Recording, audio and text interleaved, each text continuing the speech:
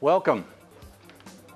It's good to see all of you here tonight. We're here for another buzz session. You ready to get a buzz on? I guess I'm supposed to be like that, I don't know what, that loud, you know what I'm talking about when that wrestling channel comes on and they're screaming out. I'm not quite that personality that can scream that out, but so I'm a little more docile.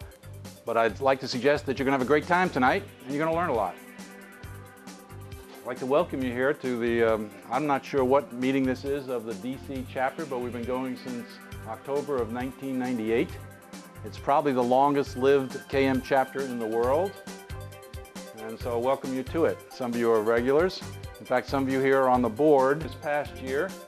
And to just note those folks, in fact, one of them in the back corner back there, Denise Lee, those of you in the class this week, Denise, would you please stand up so they'll all see who I've been talking about?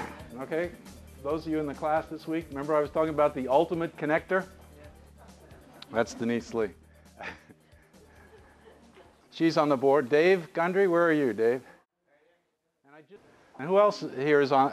I think, is that just it for the, no, it was one or two more that were on the board. But in any event, yes, Greg, any? Greg back there? And Ruth, you said Ruthie was here. Okay, well, the board members are listed on the inside front cover.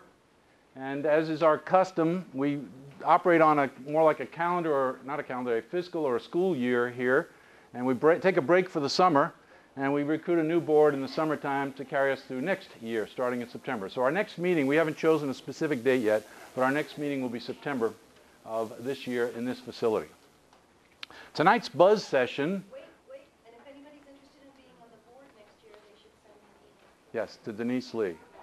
We're looking for people that are interested in participating in 07 to 08. Very good, thank you.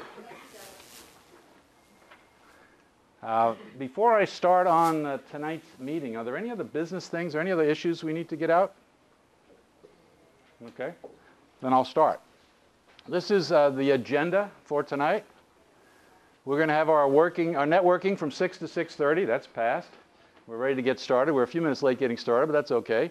Going to give the welcome and introduction for, I'm going to have to rush a little bit on that and explain what the buzz session is all about. There's only a few of you that have been here at prior buzz sessions. Most of the faces seem new, so I will give you a little primer on this whole concept of knowledge cafes and some of the subsets of them, one of which is the buzz session, and that's what we'll be doing tonight.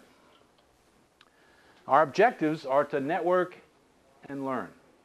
And just as an introduction, chapter meetings, with all the research we've done in the past, generally what surfaces from our research is that there are many reasons why people attend chapter meetings, but two that always surface to the top are networking or building relationships and learning.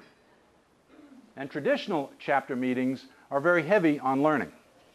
That is, you come to the meeting, you may have a little session of getting to eat and meeting a few people around the bottle of wine, but 45 minutes or an hour and 15 minutes is dedicated to listening to some expert give you some great insights on a topic. So it's heavy on the learning.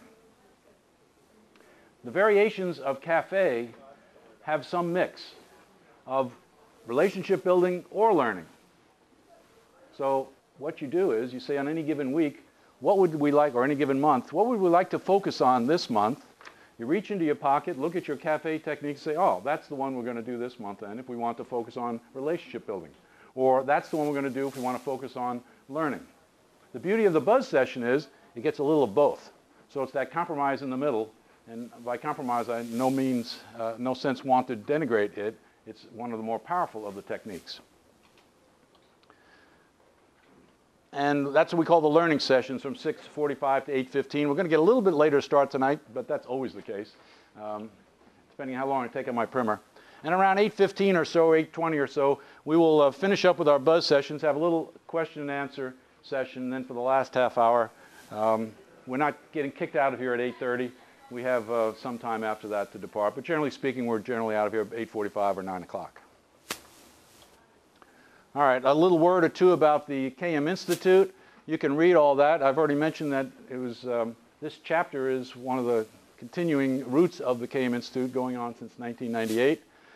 Some of the major products of the KM Institute, we're heavy into building the body of knowledge and the certification program.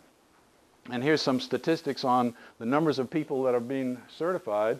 And you'll see some big jumps here. We got some major contracts underway, and we'll have more than 400 this year, which is pretty large compared to all the prior years put together. And we'll have over 1,000 next year, which is more than all of the prior years put in. So that sounds like some kind of exponential growth for those of you who are mathematicians. And let's see, what does it say on the bottom line? It's the world's leading provider of KM training and KM certification. Let's talk about brainstorming techniques for a second. This is the, not a second, maybe 10 minutes. This is the primer I promised you. And those of you who have taken my class, you know, whenever I say 10 minutes, yeah, hear all that laughter? So there are many techniques in the brainstorming category. The traditional one, you all know what that is. You get 6 or 8 people around the table, somebody's got a problem, you all work on it and solve it, you throw ideas in the middle of the table. It's very heavy on creativity, but very light on building relationships. You may know the person next to you, but generally your focus is on the pot into which you're throwing your ideas.